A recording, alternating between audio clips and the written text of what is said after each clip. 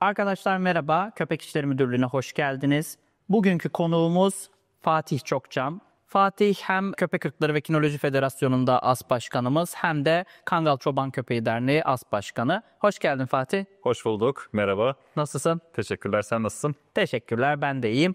Bugün Kangal'ı konuşacağız arkadaşlar. Milli köpeklerimizden bir tanesi aslında Kangal. Fatih de bu alanda yıllarını verdi gerçekten. Hem Kangal'ın tanıtımına hem selektif üretimine. Dolayısıyla ondan öğrenecek çok şeyimiz var. Nereden başlayalım? Tarihçeden başlayalım mı?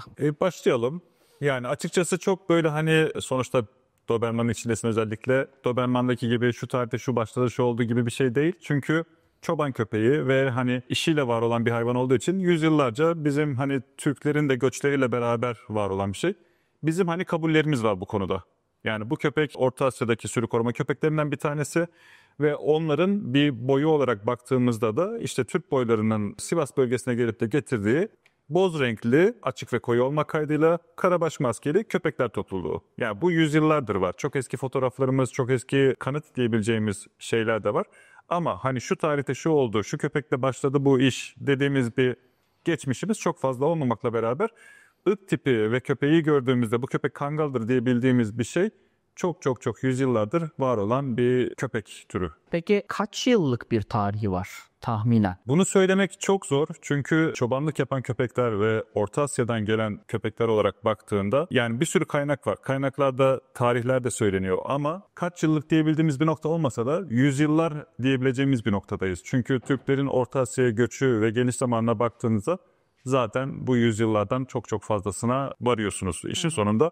Ama dediğim gibi bir milat noktası ya da şu geldi şu oldu deyip de bir tarih başlatma şansımız yok. Ama eski ırklardan kadim ırklardan bir tanesi olduğunu söyleyebilirim. Peki ilk görsellerden diyelim ya da işte ulaştığınız siz çünkü bayağı tarihçesini araştırdınız bir sürü işte arşivler taradınız vesaire. Orada ilk görsellerle bugünkü Kangal'a baktığımız zaman işte mesela Doberman'da çok büyük bir değişiklik görebiliyorsunuz. Kangal'da da var mı böyle bir şey yoksa daha ilkel ırklar gibi korunan bir ırk mı? Aslında o fotoğraflar bize şu an bile hala referans olabilen fotoğraflar. O yüzden de o köpekleri gördüğümüzde özellikle mesela 1914-18 Kars Sarıkamış dönemindeki o köpeklere bakıp da onların fotoğrafları mevcut çünkü. Onlara baktığımızda bugün de olsa gayet geçerli, güncel köpeklerden birisi olabilecek yapıda güzel örnekler. O yüzden de aslında biz o örneklerde sadık kalmaya, o örneklere sadık kalmaya, sabit durmaya çalışıyoruz. Irk olarak da bunu yapmaya çalışıyoruz. O yüzden de şey gibi değil kıyasladığımızda bir Doberman'ın evrimi, gelişimi ya da ne derseniz o süreç gibi bir durumumuz yok. Biz hala onu korumaya çalışıyoruz çünkü o köpeklerle iş yapman gerekiyor. Aynı işi yapıyor bu köpekler. Aynı varlığı sürdürüyorlar. O yüzden de aynı şekilde devam etmeye çalışıyoruz. Peki Kangal tam olarak ne köpeği? Bir sürü koruma köpeği mi? İşte bir aile köpeği mi? Sürü koruma köpeği. Direkt bir ilk ismini vereceksek eğer sürü koruma köpeği. Ama şöyle bir tarafı var. Bizim sürülerimiz aslında Bozkır'da sürü koruma köpeği. Atıyorum 1,5 dönüm yerde yerinde intensif tarım denen şekilde ya da hazır mamalarla beslenen özel keçilerin, koyunların oradaki yerini, alanını koruma hayvanı değil. Gerçekten Bozkır'da hareket eden, günde kilometrelerce yol yapan koyunlarla beraber gidip onları yabaniye karşı koruyan sürü koruma köpeği. Asıl görevi o. Tabii ki onu bitirdikten sonra hayvanlar ağıllarına indiği anda bu sefer de ailenin köpeği olmaya başlıyor. Ailenin avlusunu koruyor, kapısını koruyor ya da ağılın başında duruyorsa oraya yabancının gelmesini engelleyen şekilde görevine devam ediyor. Yani Kangal'ın zaten aslında biraz da fazla inisiyatif kullanarak yaşamasının sebebi kendi kendine bir iş yaratıyor, iş buluyor ve onu korumaya çalışıyor. Kangal koruma güdüsü aslında kuvvetli olan bir ırk ama agresif bir şekilde bunu yapmıyor. O bir şekilde bir inisiyatif kullanıp tehlikeli ya da tehlikeli olmayanı ayırt edebilecek yapıda da kalması gerekiyor. Telefonlarda bir şey var değil mi böyle? Kangal denince akla zaten inisiyatif kullanan, nerede ne yapacağını bilen, böyle sakin, dingin ama potansiyel bir güç var. Orada yatıyor. Yani o güç var ama nerede ne zaman ne yapacağını da bilen bir köpek. Orası çok doğru çünkü şöyle bir şey var. Yıllarca Bozkırlar'da gezdik. Sivas'ta sürü köpeklerine baktık, dolaştık. Orada mesela 500 tane koyunlu bir sürüyü görüyorsun. Orada sen aşağıdasın. Hafiften de bir meyil olduğunu düşün. Orada yukarı tepede bir tane köpek oluyor mesela. Köpek orada gözlemliyor. Orada bir şey var mı? Aslında baktığında köpek orada sadece böyle yatıyor. Böyle çok alert bir köpek gibi durmuyor. Her an ben saldırırım gibi bakıyor. Oradan bir şey gelirse, farklı bir şey olursa köpek orada inisiyatif kullanmaya başlıyor. Çünkü sürekli alert durmaya buna enerji yetmez ki. Yani çünkü o hayvanın aslında oluşabilecek veya koruması gereken bir sürü şey var. Bir sürü şeye karşı koruması gerekiyor. O yüzden de biraz daha dingin bir şekilde bakması, daha soğukkanlı olması köpeğin hani zorunluluğu bir noktada. Yani sürekli aksiyon halinde, sürekli bir şey arayan bir halde durursan bu mümkün olan bir şey değil. Yani ve de hani senin aynı zamanda bu sürüyü de ürkütmemen gerekiyor.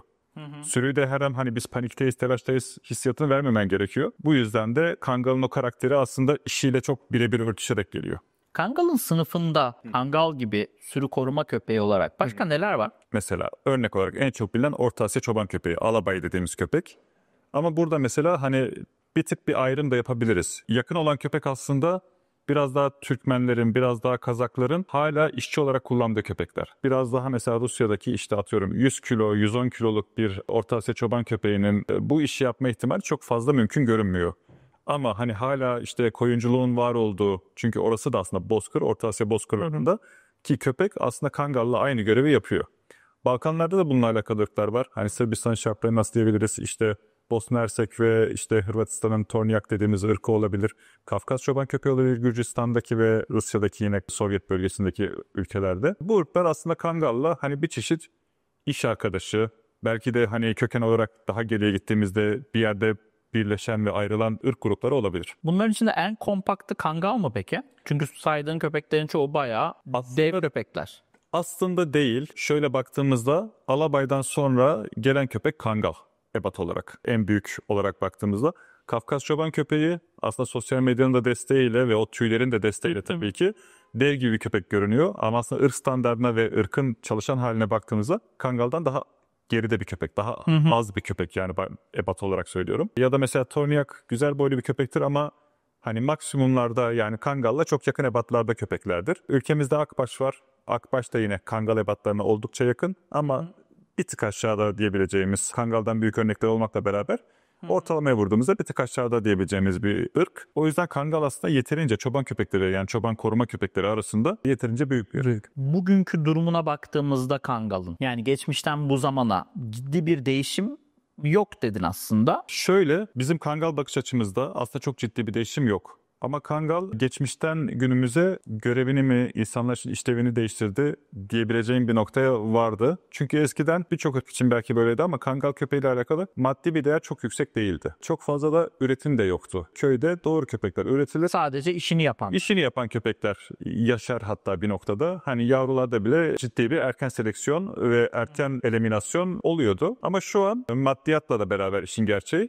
her köpek çok kıymetli olmaya başladı. Her köpek bir şekilde satılabilir duruma gelmeye başladı. Bu yüzden de şimdi hani her ırkta olduğu gibi aslında üretimin çoğaldığı noktada kaliteden mecburen bir feragat etmek durumunda kalıyorsunuz. Diğer yandan baktığınızda da hani hem bununla beraber bir de insanların algısında Kangal çok devasa bir köpek. Kangal zaten yeterince büyük bir köpek ama insanların beklentisindeki Kangal köpeği Kangal'ı aşan bir köpek. Yani Oraya biraz sonra girelim mi? Bu benzer ırklardan bahsetmişken işte bu Kangal Anadolu çoban köpeği. Kangal bir Anadolu çoban köpeği midir? Anadolu çoban köpeği başka bir şey midir? ya burada aslında konuyu nereden ele aldığımızda da alakası. Nereden alalım? Yani nereden alalım? Bir, Anadolu çoban köpeği denen şey aslında FCI'da Kangal'dan önce yabancıların dünyada kayıt ettiği bir ırk. Anatolian Shepherd Dog olarak FCI'da kaydolmuş bir ırktı. Burada aslında Türkiye'nin de inisiyatifi dışında bir ırk standardı oluşturulmuş ve ırk standardında Kangal, ebat olarak Kangal'dan fazla büyük olmayan aslında, görsel olarak ama hani tüy yapısında farklılıklar olan, işte sırt çizgisinde farklılıklar olan bir standart yaratılmış. Başka bir köpek bizim açımızdan. Çünkü Kangal bizim Var açımızdan... mı böyle bir köpek peki? Ya böyle bir köpek, yani şimdi şöyle bir şey var. Avrupa'da ya da dünyada bir ırk standardı belirtirseniz olmayan bir köpeği bile var edebilirler. O ırk standartına göre köpek üretmeye çalışırlar ve işin sonunda o köpek olur. O yüzden var. Yani hani şu an artık olmaya başladı. Özellikle Fransa'da ciddi anlamda köpekler vardı. Bu Amerika'da işte Kangal diye paylaşılan köpekler var mesela. Hani hiç bizim Kangal gibi değil prototip olarak. Onlar daha çok o Anadolu çoban gibi. Doğru. Değil mi? Yani onların o kastettiği Anadolu çoban gibi dediğimiz şeyler bu köpekler. Doğru söylüyorsun. Ama Türkiye'ye geldiğinde ben sana işte biraz daha yerli çoban köpeklerinin içinde olan birisi olarak Anadolu çoban dediğimde kafamızda oluşan şey o değil. Kafamızda oluşan şey belki 80 kilo, belki 90 kilo çok iri kemikli. Bir Aksaray Malaklısı gibi çok böyle aşırı cüsseli değil. Yani biraz daha Aksaray Malaklısını daha nispeten ona kıyasla daha hantal görebilirsin. Çünkü Anadolu çoban dediğinde uzun bacaklı ama kalın kemikli, daha atletik ama kangaldan oldukça daha büyük, daha iri bir köpeğe Anadolu çoban köpeği deme eğilimindeyiz. Yani hani böyle bir isimlendirme. Çünkü Anadolu çoban dediğinizde böyle bir şey hayal ediliyor ve böyle bir şey ticari olarak da rağbet görüyor hani insanlar tarafından. Peki bununla ilgili var mı bizim, yani Kangal'ın dışında bir soru sordum ama bununla ilgili bizim bir çalışmamız var mı? Bizim bir çalışmamız şöyle yok aslında. Çünkü Anadolu çoban dediğimizde köpekleri bir yerden bir şeyden ayırmıyorsun. Hani birçok yörede kendi tipine yatkın köpekler var. Ama bunların da ırk olabilmesi için ciddi bir soy çalışması, ciddi bir kinolojik çalışma yapmak gerekiyor. Anadolu çoban adı altında böyle bir çalışma aslında yok. Yine biraz daha geri döndüğümüzde, şimdi ben Anadolu çoban köpeğini sana bu şekilde anlattım. Ama bir yandan da Anadolu'da çoban köpeği dersen eğer, Anadolu'da çoban köpeği Anadolu çoban köpeği değildir. Anadolu'da çoban köpeği dediğin şey en fazla kangal kadar olan, işini yapabilen, uzun mesafeler kat edebilen, sürüsünü de koruyabilen köpektir. Bu da Anadolu çoban köpeği değildir. Yani çok bir paradoks içinde bir durum. Evet arkadaşlar, kafanız karışmış olabilir. Maalesef ticari anlamda iri ırk seven insanların Anadolu çoban köpeği dediği köpekle Anadolu'da çobanlık yapan gerçek Yani sanki çoban köpeği, bu Anadolu çoban köpeği diye böyle bir hani Türk mastifi gibi bir köpek mi var? o köpek Yani de Aksaray Malaklısı. Türk Mastiki dediğimiz. O yüzden de başka bir karmaşa. orada başka bir şey. O zaman Anadolu çoban köpeği böyle daha çok hayallerde olan bir köpek mi? Aslında biraz da şöyle bir şey var. Mesela biz işte Köpekler Federasyonu'ndayız ve biz ırk köpeklerle uğraşıyoruz. Şimdi diğer köpeklere ırk değil demek başka bir şey ama ülkemizde birçok kangal köpeklerimiz var, Aksaray Malaklılar var, bazı yöresel köpekler var ve bu yöresel köpeklerin birbiriyle eşleşmiş halleri var. Şimdi bir melez köpek dediğinizde insanların aklına direkt hiçbir ırka mensup olmayan, hiçbir şeye benzemeyen bir belki de hani sokaktaki bir köpek veya başka bir köpek aklına geliyor. Şimdi insanlar bunu yakıştıramıyorlar. Çünkü ne diyor? Örnek veriyorum, tamamen farazi olarak konuşuyorum. Elazığ'dan iri bir çoban köpeği, Maraş'tan iri bir çoban köpeği eşleşti. Bunu da işte Konya'daki iri bir çoban köpeğiyle eşleştirdim. Bu köpeğe verdikleri isim Anadolu çoban köpeği oluyor. Yani bu köpeğe melez demek istemiyorlar kendilerince aslında baktığın. O zaman şöyle, yani anatomik olarak belli özellikleri var yine ama bir ırk olmak için çok spesifik ayrımları yok. Ama görev anlamında bir işe yarayan bir sınıf. Görev noktası aslında artık bir görsel boyuta gelmiş durumda. Yani görev anlamında aslında bunlar sürü korusunlar diye değil, daha çok hani çünkü koyunculuk azaldı, hayvancılık azaldı ülkemizde ve bütün dünyada da böyle aslında. Artık daha böyle villasında köpek beslemek isteyen insanlar çoğalmaya başladı ve hani bazı insanlar için kangal köpeği yeterince etkileyici değil. Görsel olarak mı? Evet, yeterince büyük değil. Şimdi çünkü Anadolu'da kangaldan daha büyük köpekler var. Şimdi Eskişehir efsanelerimizde hani kangal köpeği bir devdi. İşte ülkenin en büyük köpeği acaba dünyanın en büyük köpeği mi dedi. Ama hala Instagram'da, sosyal medyada falan şey işte köpekleri böyle işte kaç PCI basıyor işte o en son kangal. Hani onun üstünde bir şey yok. Bütün dünyada da böyle bir algı var. Yani sadece Türkiye'de değil. Dünyadaki algı biraz öyle, biraz da Türkiye'deki sosyal medya kullanımının dünyadaki iştah açıcı hali de olabilir. Yani Türk köpeği işte dünyanın en güçlüsü dediğin noktada muhtemelen bütün Türkler bunu paylaşıyorlar. O yüzden de bence biraz farklı bir oyun da olabilir. Ama bir yandan da kangalın gerçekten çok ciddi bir çene kuvveti vardır. Bunu da kabul etmek gerekir. Çalışmalarında bilimselliğini bilmiyorum. Onu da söyleyeyim. Hani çok şey yap. Yani tabii ki sosyal medya. Sosyal medya sonuçta. Evet. Peki davranış olarak kangal, yani geri kangala dönmemiz gerekirse davranış olarak kangal nasıl bir köpek? Yani az önce bir şeyler söyledik. İşte inisiyatif almayı seven, kendi karar veren bir köpek dedik. Yeterince agresif ama agresif değil. Yani hani böyle yersiz agresyonu olan bir köpek değil. Alert ama sürekli tetikte bir köpek değil. Evet. Nasıl, bunun üstüne neler ekleyebiliriz? Şunu söyleyebilirim. Mesela orada da kangalı nerede bekliyorsun, nerede hangi karakteri görürüz üzerinden belki gidebiliriz. Hani sürüdeyken o anlattığımız gibi zaten gayet sakin gibi görünen. Çünkü kangal biraz belki burnuyla da iş yapıyor. O an belki o an kurdu görmüyor ama işte kurdun kokusunu aldığında ya da çakalın kokusunu aldığında bambaşka bir köpek haline dönüyor. Ben bunu kendim şahitlik de ettim. Kendi köpeklerimde de yaşadım. O gün mesela o köpeği orada gördüğünüzde o köpek gerçekten sizin açınızdan mesela bir eğitmen gözü Malinois gibi inanılmaz aktif olur. O kokuyu almıştır ve hani sürekli bir vardiya yapıyordur. Oraya yabancı birisini yaklaştırmıyordur. İnsana bile daha agresiftir. O anki hali o. Ama o gün mesela herhangi bir o tarz bir koku almadı. Bulunduğu yeri güvende görüyor. Her zaman gittiği ve standart bir yer. O zaman o köpek işte yavaş yavaş yürür. Hiçbir hani işe yaradığından haberin olmayan bir köpek halinde devam eder. Çünkü problem yokken zaten herkes güvenlik olabilir. İşin şeyi bu. Oradan da hani sürüsünden aşağıya indiğinde, sürü ağına indiğinde de kendi köyünde bir kere zincirle çok fazla olmazlar. Geleneksel yapıdan bahsediyorum ben o şeyi. Orada evin avlusunda yatar bir yerde, kendince sıcak bir yer bulur ve bekler. Çok çok ciddi bir bekçilik yapmaz. Belki hani senin evine doğru birisi geliyorsa ona doğru bir atlaması ya da havlaması vesaire olabilir. Ama onun dışında çok uslu bir hayvandır. Evin çoluğuna çocuğuna karşı da oyuncu bir köpektir. Oradan şeyi çok fazla görürsün. Mesela indi aşağıya işte sürü ağına doğru geçtiler. Çocuklar oralarda hani kuyruk sallayarak çocuklarla oynayabilir. Bu 5 yaşında bir erkek köpek de olabilir. Yani hani ilde de bir yavru ya da Genç genç olmasına olmasına gerek gerek yok. Gelir oynar hani mutluluğunu bir belli eder ve ondan sonra da tekrardan dingin haline devam eder. Yani çok çok aşırı aktif bir köpek değildir. Peki sürüyü korumak onlara öğretiliyor mu yoksa tamamen genetik mi? Ya genetiğin çok ciddi bir faktör olduğunu söyleyebilirim. Onlara öğretilmesi de insan tarafından öğretemezsiniz bunu. Ya da hani ben buna şahit olmadım. Onların öğrenme şekli bir içgüdüsel olarak bir şeyi var. Bir şeyleri sahipleniyor, koruyor ama o yavruluğundan itibaren koyunla beraber olmadığında ve koyun da köpeğe alışık bir sürü değilse, o koyun sürüsü de köpeğe alışık değilse problem yaşarsınız. Çünkü koyun o kangal köpeği oraya gelmeye başladığı anda kaçma eğiliminde, ürkme eğiliminde. O yüzden o kadar hani yumuşak yaklaşması gerekiyor ki hiçbir şey yokmuş gibi orada hızlı hareket etmeyen, ani hareket etmeyen. Genelde şu oluyor, 8-9 aylık yavru bir kangal köpeğini sürüye koyduğunuzda köpek koşmaya başlıyor. Köpek koştukça koyun sürüsü dağılıyor her yere. Yani hani bu olunca da iki tarafta da başarısızlık oluşuyor aslında. Yani koyun korktu, köpek kovaladı, köpek orayı dağıttı. Hani koruması gerekirken şu an koyunun nerede olduğunu bilmiyorsun gibi bir şey oluyor. Yani hani sürüyü bile birbirinden ayırmış bir duruma geliyor.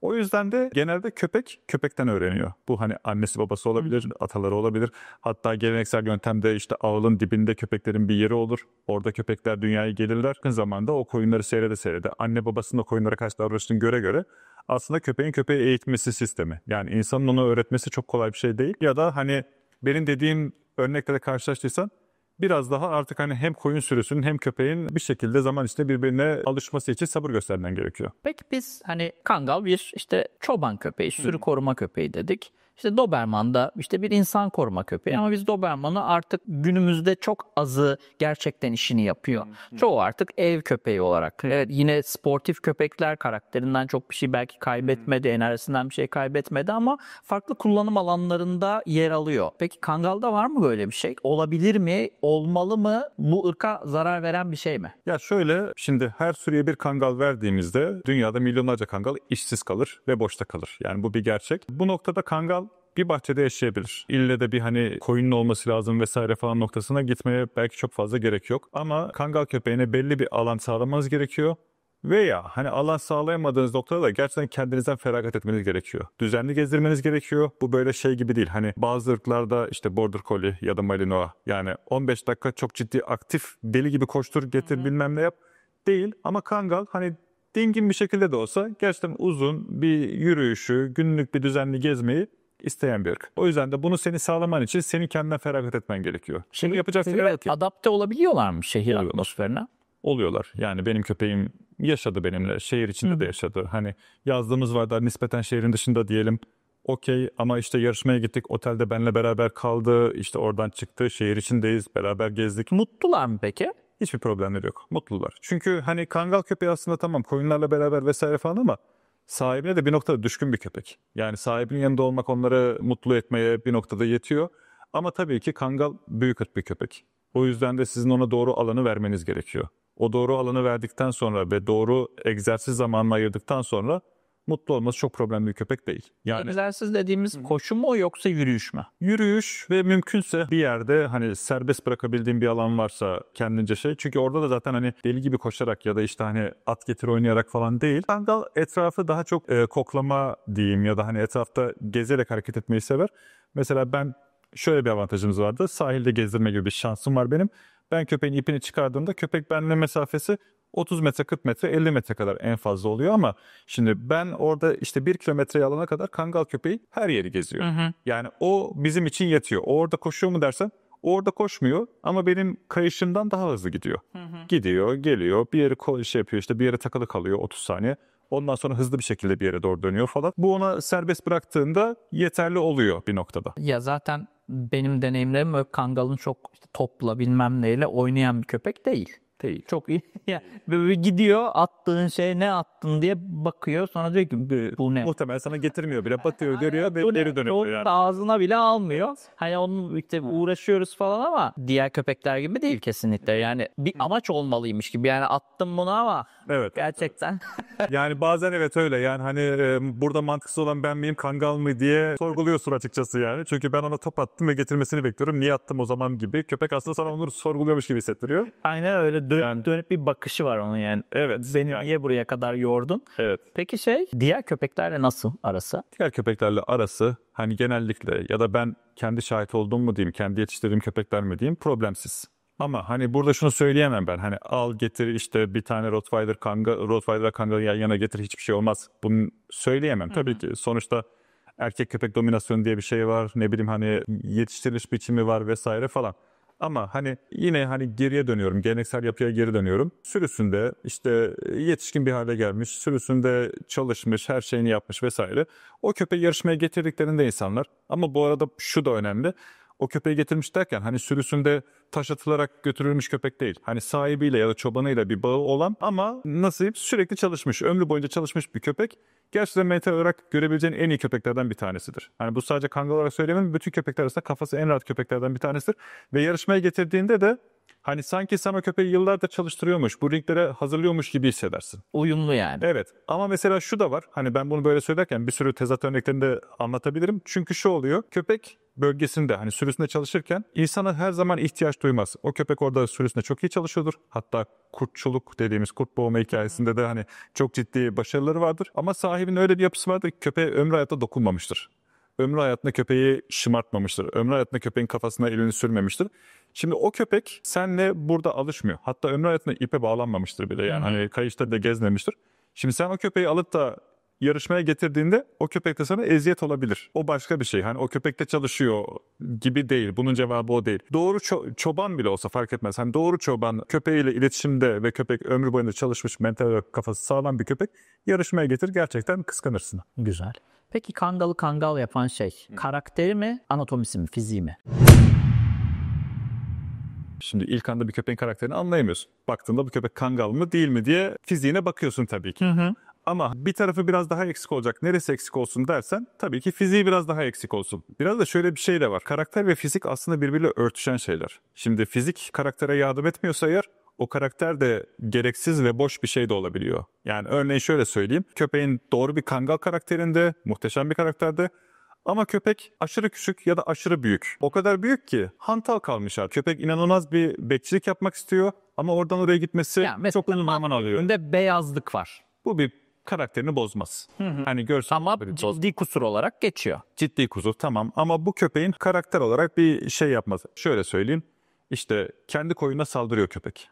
Şimdi hani bu köpek dünyanın en güzel köpeği olsa ne yapabiliriz ki? Yani hani bu köpekle devam etme şansın çok kolay değil. Özellikle sen koyuncuysan, koyun sahibiysen nasıl yapabilirsin? Ya da bu köpeğin hani genetiğini ne kadar ileri doğru taşıman doğru bir şey.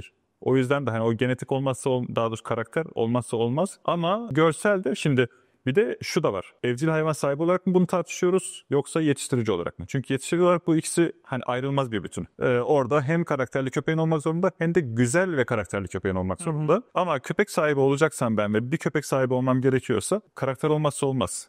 Yani karakter problemli bir köpek sana evinde kolaylık da sağlamaz, bahçende kolaylık da sağlamaz. Örneğin sürekli sana bir bahçende arıza çıkartan bir köpek dünyanın en güzel köpeği diyelim ki. Ne yapacaksın? Senin arkadaşın geliyor, her gün geliyor ve senin köpek her gün o arkadaşına saldırıyor. Artık bir tanış, yani bir tanı, bu her gün geliyor gidiyor senin evine. Yani hani köpek sürekli bunu yapıyorsa sen bu köpeği nasıl, sevmekten bahsetmeyeceğim de nasıl kabul edip de yaşamaya devam edeceksin? O yüzden de karakter önemli, çok önemli. Kangal yapan o zaman aslında karakter ama fiziki özellikleri de olmazsa olmaz. Tabii ki. Yani o bütün köpek ırklarında olduğu Sonuçta bir ırkı hani bahsederken, bir ırktan tarifini yaparken anatomik özelliklerinden bahsediyoruz. O yüzden de hani uzaktan baktığında benim o köpeğin Kangal olduğunu anlamam gerekiyor. Ama tabii ki yani her köpek için geçerli. Bu karakter olmadığı sürece, hani ırkın beklediği karakteri sergilemediği sürece senin için doğru bir köpek olamaz. Son bir soruyla bugünkü programı kapatalım. Dünyada Kangal'ın pozisyonu ne? Yani son dönemde bayağı popüler olmaya başladı. Gidenler, yurt dışında olanlar işte ne kadar Kangal, ne kadar görev yapıyorlar? Bir de şöyle de bir soru var bununla beraber. Kangal sadece koyun üzerine mi bir sürü koruma köpeği? Çünkü o kadar çok şey geliyor ki işte kümesimiz var, işte tavuklarımızı korur mu? Yani sadece şey mi, koyun mu yani? Şöyle, Kangal aslında küçük baş, büyük baş ve kanatlı diye baktığımızda tavuk için her zaman ideal diyemem Kangal için. Çünkü daha küçük bir köpek, daha ayık bir köpek, bir Jack Russell mesela hani ya da o tarz bir köpek, o ebatlarda bir köpek çok daha böyle alert bir köpektir ve hani kuş uçurtmaz orada. Ama Kangal bazen mesela o küçük hayvanı, çünkü bir sansar götürecek mesela Tavuğu. Şimdi o sansara Kangal çok önemsemeyebilir, çok umursamayabilir. O yüzden de hani bazı Kangal çok iyi bekçilik yapabilir tavuklara ama ideali bu mudur derseniz hani ben Kangal bunu yapar hani tavuk yapacağım neyle koruma yapayım derseniz eğer Kangal değildir bunun cevabı. Okey, nedir? Bilmiyorum, daha ufak bir yerli olmayan değildir belki de yani hani evet Okey, teşekkür. belki bir pali olabilir. Olabilir. Yani, evet. Arkadaşlar, programın bu bölümünde Kangal'ın tarihçesini, ülkemizdeki durumunu, görevini, karakterini konuştuk. Teşekkürler Fatih. Çok keyifli bir programdı teşekkür ederim. gerçekten. Benim için de öyle. Bir sonraki bölümde de yine Kangal'la devam edeceğimiz bölüm olacak. Orada da biraz daha standartlardan, dünyadaki durumdan, Kangal efsanesinden bahsedeceğiz. İzlediğiniz için teşekkür ederim. Lütfen yorum yapın, kanalımıza abone olmayı ve beğenmeyi de unutmayın.